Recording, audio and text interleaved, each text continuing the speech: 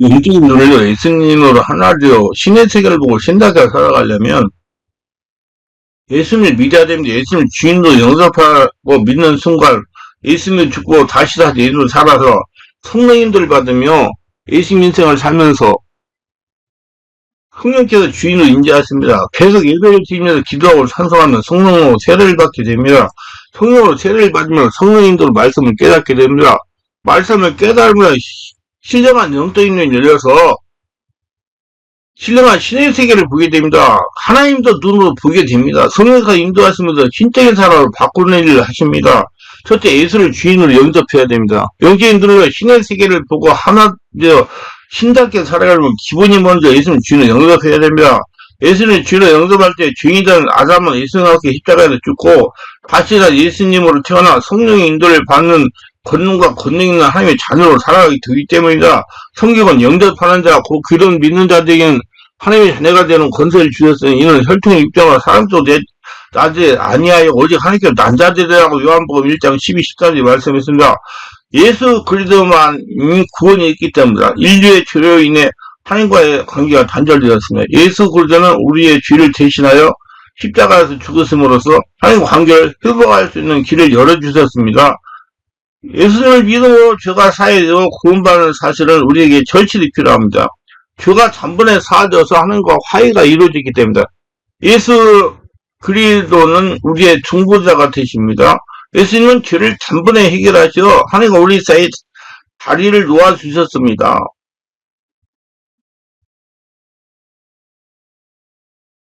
믿음을 통해 우리는 하나님과 화해를 경험하고 그분의 은혜를 누리게 됩니다.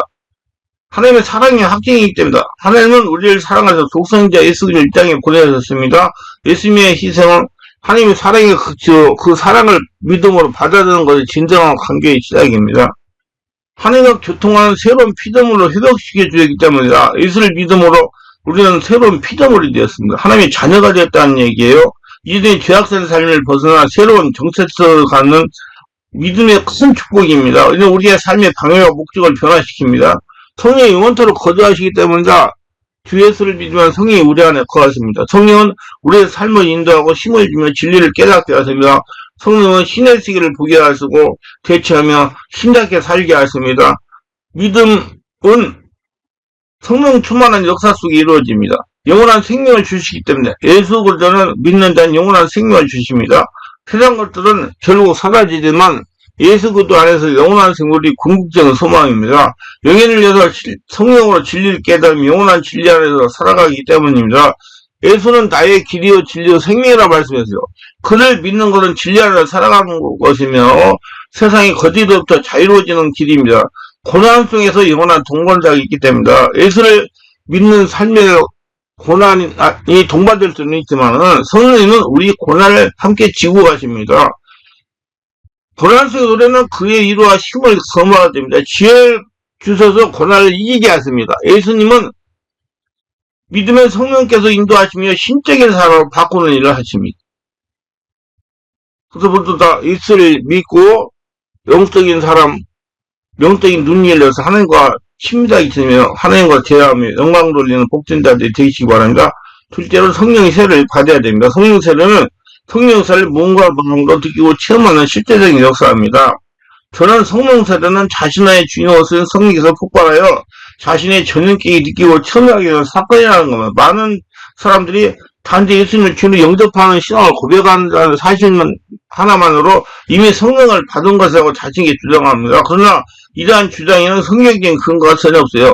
진실한 믿음이 없어도 얼마든지 신앙을 고백할 수가 있습니다.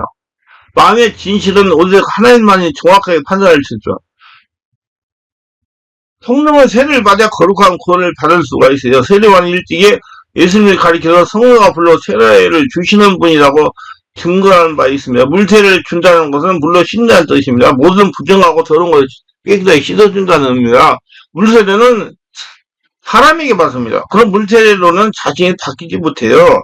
그리고 자신의 역사는 세상시에 물러가지도 않는 겁니다. 물세례 받다가 귀신 안 떠나가요. 성령세는 성계로 마음을 열고 발현의 성도의 전능을 성령에 불러 지배하고 장악하기 시작한다는 것으로 이해하면 됩니다. 성령 세례 받을 때부터 자신의 역사는 귀신이 떠나기 시작하는 겁니다. 그리고 성령 세례를 받으면 무엇보다도 영혼과 양심이 정결하게 됩니다. 하늘나라 같아요. 성령님이 지배하고 상하기 때문입니다. 성령님이 세례를 받았다면서 여전히 죄와 욕심까지 행하고 있다면 그 사람은 거짓말을 하거나 심각한 착각 속에 살아가고 있는 겁니다. 성령 세례란 영광의 성령께서 구해준 영으로 한 영혼의 최초로 찾아오고 있는 사건을 가리킵니다. 성령의 세례를 받아야 그때부터 영혼이 온전히 거듭나고 구원을 받게 됩니다. 성령 세례를 받지 못하면 하나님 나라에 들어갈 수가 없어요. 왜냐하면 하나님 나라는 초단적인 오사원의 영적인 나라이기 때문에 영적인 상태 뒤에 들어가니까 이때 예루살렘 온주대 오장강 사방에 그하게 나와 자기 죄를 사복하고 요단강에서 그에게 세례를 받더니 요한이 많은 바리새인과 사두개인은 세례 베푸는 데 오는 걸 보고 이르되 독사의 자식들아 누가 너희에게 가르쳐 임박한 진노를 피하라 하더냐. 그러면 회개에 합당한 열매고 속히 아브라함이 우리 조상이라고 생각하지 말라. 내가 너희들을 이루니 하나님이 능히 이 돌들로도 아브라함 자손되게 하시리라. 이미 도끼가 나무불에 놓였으니 좋은 열매를 맺지 못하는 나무마다 찢게 불에 던져 맞춰보고 3장 5절 10절. 아니 너희는 회개케하여 물려 세를 두고 내 뒤에 오시는 이는 나보다 능력이 많으시니 나는 그의 신들뒤로 감당하지 못하겠나. 그는 성령과 불러 내게 세를 주실 거예요. 그의 키를 들고 자기 타작마당을 정하게 하사 알고 뭐가 곡간에 들이시고 쭉게는 꺼지지 않는 불에 태우시리라. 마태복음 3장 11절 12절. 여러분 오늘 유대인들 보고 그러잖아요. 유대인 돌이라고 해요. 돌도 네 행복하게 만들 수 있다면 돌. 그 유대인들은 돌이라는 얘기예요. 세례요한이 성령 세례를 증거할 때 상황을 유심히 살펴보고야 합니다. 세례요한은 회개를 위해 물로 세례를 주지만은 예수님께서는 성령으로 세례를 주시라고 증거했습니다. 세례요한은 세례 목적을 분명히 제시하는 겁니다. 물세례 가지고 이러한 목적을 온전히 성취할 수 없습니다. 물세는 지정된 사람이 집례하는 것입니다. 물세는 사람의 겉만 씻는 것이기 때문이다. 반대로 성령세는 예수를 영접할 때 인자하신 예수님이 주시는 성령세례입니다. 그럴 때 물세와 성령세는 전적으로 비교되지 않는 영적인 역사입니다. 예수께서 성령으로 세례를 주실 때 하나님과 사람으로 거듭나는 다시 태어나는 것입니다. 성령세를 받아야 주의 몸된 교회 성전의 참된 지체가 될 수 있습니다. 성령의 세례를 받아야 주와 마귀 귀신으로부터 구원을 받을 수가 있고 참된 하나님의 자녀가 될 수가 있습니다. 마귀 귀신이 떠나가야 하나님 사람은 다시 태어나는 것입니다. 성령 역사가 일어나야 자신의 역사는 세상 신인 마귀 귀신이 물러가기 시작하는 것입니다. 아니 영이시며 초자연적으로 역사하기 때문입니다. 성령세를 받음으로 영이신 하나님을 깨달아 알아가는 것입니다. 그럼 과연 누가 예수 그리스도의 몸된 교회 성전을 참된 이론을 할 수 있겠습니까? 성령으로 세례를 받은 사람만이 교회의 참된 지체가 될 수 있습니다. 우리가 유대인이나 헬레나 종이나 자유자나 다 한 성령으로 세례를 받아 한 몸이 되었고 다 한 성령을 마시기 아니라 고린도서 12장 13절. 교회는 어떤 것입니까? 교회는 그의 몸이요 그의 몸된 교회는 머리가 되십니다. 그리고 이 교회는 성도 한 사람 한 사람을 배라며 사이신 하나님의 성전이며 그의 몸이요 교회 각 지체들입니다. 그리고 성도 한 사람 한 사람은 머리 대신 그의 뜻을 즐거이 순종하는 사람들이 됩니다. 다시 말하면 성도 한 사람 한 사람은 그 성부와 긴밀하게 일체화된 사람이 되어야 된다는 뜻입니다. 성도는 그 성품 속으로 일체화된 들어온 사람을 말합니다. 이것이 가능할 수 있게 해주는 것이 무엇입니까? 그것이 바로 영신 예수님이 가시는 성령의 세례입니다. 안 보이지만 살아있는 초자연적인 성령 하나님이 점령하는 거예요. 성령 세례를 받을 때 진정으로 하나님의 뜻을 즐거워할 수 있게 되고 하나님의 뜻을 실제로 온전히 이루는 삶을 살 수 있게 됩니다. 성령 세례를 받을 때 하나님의 아버지의 본질 속으로 들어오게 되는 것입니다. 한 성령을 마신 성도는 모인 교회마다 참된 교회를 할 수가 있는 거야. 성령 세례는 신약의 성경에 약속해 주는 하나님의 가장 크고 놀라운 선물입니다. 이렇게 저는데 이 물을 먹는 자보다 다시 목마르려 내가 주는 물을 먹는 영원히 목마르지 아니하리니 나의 주는 물은 그것에서 영생을 소멸하는 샘물이 되리라. 요한복음 4장 13절에 명절 끝나고 큰날에 예수께서 서로 외쳐가라사대 누구든지 목마르면 내게로 와서 마시라. 날 믿는 자는 성경에 이룬 것 같이 그 배에서 생수가 흐르는 날이라 하시니 이는 그를 믿는 자의 받을 성령을 가르쳐 말씀하신 것이라. 성령 세례를 받아야 내면에서 성화 거룩함이 일어나고 성령의 내주가 시작되고 인침이 이루어집니다. 즉 지금까지 자신을 주장하는 세상적인 마귀 귀신이 떠나기 시작하는 것입니다. 그래서 성령 세례 받아야 귀신 쫓아낼 수가 있는 거예요. 성령 세례 받을 때 귀신이 떠나기 시작한다는 말입니다. 성령 세례를 받음이 없이 그들이 연합할 수도 없으며 성령의 보증을 얻을 수도 없습니다. 왜냐면 영이시기 때문에, 예수님 영이시기 때문에. 예수님 인격으로 변할 수 없는 것이니라 마음의 상처나 질병이나 정체 문제가 성령 세례를 받은 걸 동시에 치유되기 시작하는 것입니다. 성령 역사는 마음의 상처나 질병이나 정체 문제보다 한참 더 강한 역사이기 때문입니다. 성령 세례를 이렇게 깨달을 수가 있어요. 성령 세례는 요한복음 4장 14절 예수께서 말씀하신 내가 주는 물을 마신다 영원히 목마르지 아니하리니 내가 주는 물은 그 속에서 영상 솟아나는 샘물이 되리라고 실제적으로 체험적으로 이루어지는 체험입니다. 성령 세례로 저녁에게 성령의 지도로 예수님의 살아계심을 체험하는 겁니다. 자신 안에 주인으로 살아계심을 체험하는 겁니다. 성령님께서 영성성 육체의 주인으로 역사하심으로 하나님 나라가 이루어지기 시작하는 것입니다. 신약시대 최초로 선물이 되시는 성령께서 구약시대와 같이 특별한 사람에게 약속되는 것은 아닙니다. 오히려 신약의 모든 보편적 성도들 위해서 약속된 하나님의 가장 큰 놀라운 선물입니다. 성령 세례는. 예수께서는 신약의 모든 성도에 이 귀하신 하나님을 선물을 받게 하시고 십자가를 피를 죽으신 겁니다. 이 선물이 최초로 임하는 때가 언제입니까? 예수님 믿고 예배하여 기도하다가 성령 세례가 부어지는 때입니다. 성령 세례 받으면 그분은 성령께서 성도의 내면에 주인으로 거하십니다. 그래서 주인으로 거하시기 때문에 귀신들이 떠나가는 거예요. 이것은 놀라운 은혜가 아닐 수 없습니다.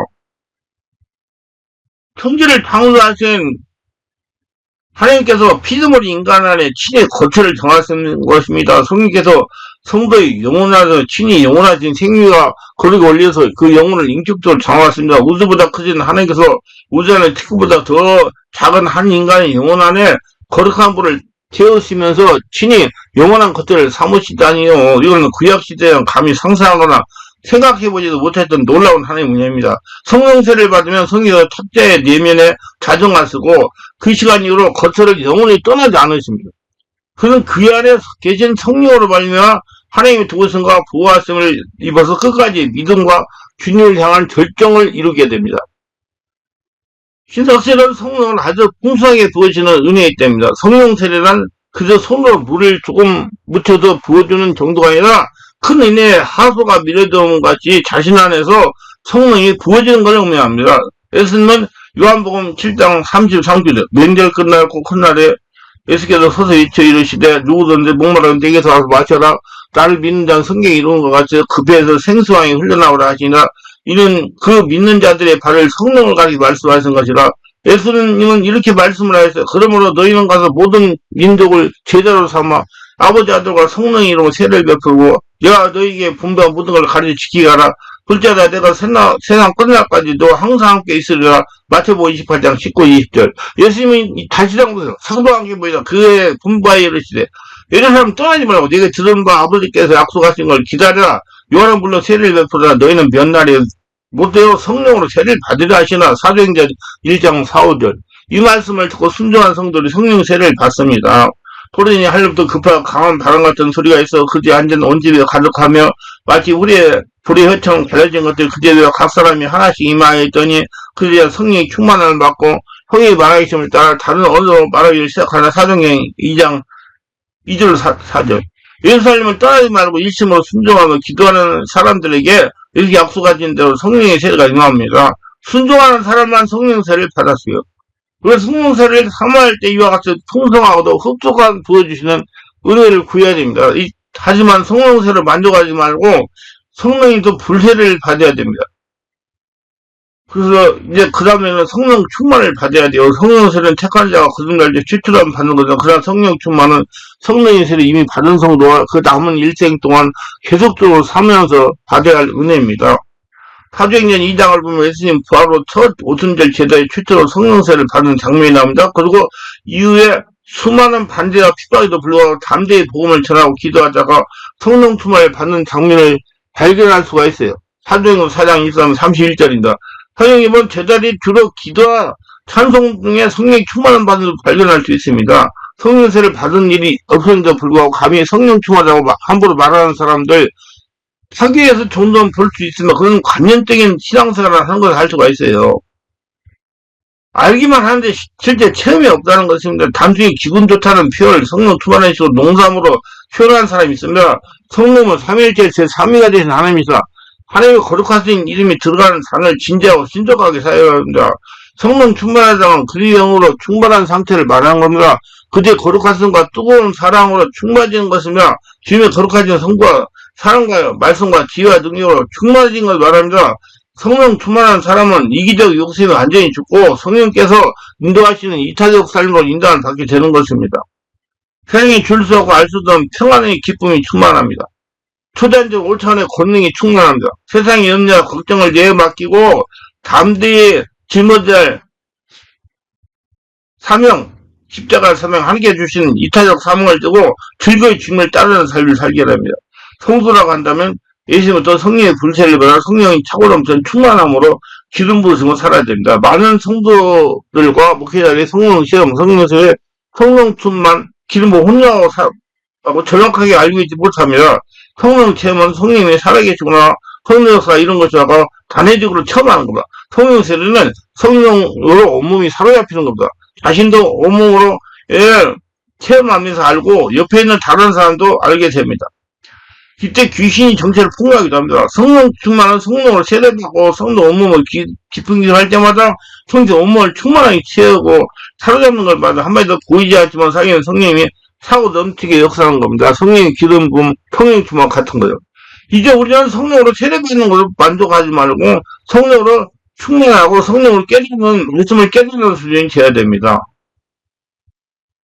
우리는 하나님의 눈으로 볼 수가 있어요. 성령으로 율법과 복음을 구분할 줄 알았죠. 율법은 하나님께서 돌판에다가 직접 기록하여 주신 겁니다. 첫 번째 돌판은 하나님께서 직접 제자가 앞뒤에 십계명을 기록하여 주셨어요. 근데 모세가 이 돌판을 뜯어서 깨뜨렸어요. 모세가 돌이켜 산에서 내려오는데 두 증거판이 그의 손이 있고 그 양편 이편에 저쪽 양쪽에 글자가 있으니 그 판은 하나님이 만드신 거예요. 글씨는 하나님이 쓰셔서 판에 새기시겠더라. 모세는 산에서 내려온 이스라엘 백성이 뛰어오고 있었어요. 모세가 이럴 때 이는 승전가도 아니에요. 아니요. 부리는 소리도 아니다. 내가 듣기에는 노래하는 소리도 하고 지네 가까이 이르러 그 송아지와 그 춤추는 것들을 보고 크게 놓아요. 손에서 그 판들을 산아래로 던져 깨트리라. 모세가 그들이 만든 송아지를 가져가 불사를 부숴 가루를 만들어 물에 부숴 이스라엘 자손에게 마시기 아니라 출애굽기 32장 18절이니까 모세가 첫 번째 돌판을 깨트린 거예요. 다시 하나님께서 모세를 부르십니다. 여호와께서 모세에게 이르시되 너는 돌판 돌을 처음과 같이 다듬어 만들어라. 내가 깨트린 처음 판에 있던 말을 내가 그 판에 쓰리니 아침까지 준비하고 아침에 시내산에 올라가 꼭대기에서 내게 보이되. 출애굽기 34장 1, 2절. 하나님께서 모세가 4일 동안 같이 계시면서 모세가 만들어간 돌판에 십계명을 기록하였습니다. 모세가 여호와와 함께 40자를 거기서 떡도 먹지 아니하고 물도 마시지 아니하였으니 여호와께서는 연약하게 말씀하고 십계명을 판들에 기록하셨더라. 출애굽기 34장 28절. 그래서 율법은 하나님께서 돌판에 직접 기록을 해주신 겁니다. 율법은 육신적으로 눈으로 보고 읽을 수가 있는 겁니다. 육적인 사람이라도 하나님의 백성은 율법을 눈으로 보고 기록하고 알고 행할 수 있어요. 그런데 성경 말씀은 성령으로 기록하신 거예요. 할렐루야. 얘는 언제 사람이 된 것이 아니고 어제 성령의 감동하셔서 받은 사람들이 함께 받아 말한 것. 베드로서 1장 21절. 분명히 다릅니다. 율법은 하나님께서 직접 기록하신 것이요. 사람이 눈으로 보고 알 수 있는 율법이요. 진리의 말씀, 그 복음은 성령의 감동을 받은 사람이 받아 기록한 겁니다. 성령의 감동을 받아 기록한 말씀은 육체적인 눈과 머리로 깨달을 수가 없는 겁니다. 단순히 성령으로 깨달아야 됩니다. 너희는 우리의 편지라 우리 마음에 썩고 무슨 사람을 알고 있는 거봐. 너희는 우리의 말만 나타난 그리의 편지니 이건 뭐로 쓴 것이야. 오직 살아계신 하나님이 영어로 쓴 것이며 또 돌판에 쓴 것이 아니고 오직 육의 마음판에 쓴 것이라. 고린도서 3장 2절로 3절. 성령으로 충만해지면서 성령으로 진리의 말씀을 깨달아 하나님을 눈으로 보고 순종하며 인도받으시고 하라. 이렇게 성령으로 말씀을 성령으로 깨닫는 사람은 하나님과 대화할 수 있고 눈으로 하나님 보면 따라갈 수 있어요. 성령에 대해 바르게 알고 싶은 분은 성령의 불 받는 법과 성령의 불 받을 때 느낌 체험책을 참고하시기를 바랍니다. 모두 다 승리하시기 바랍니다.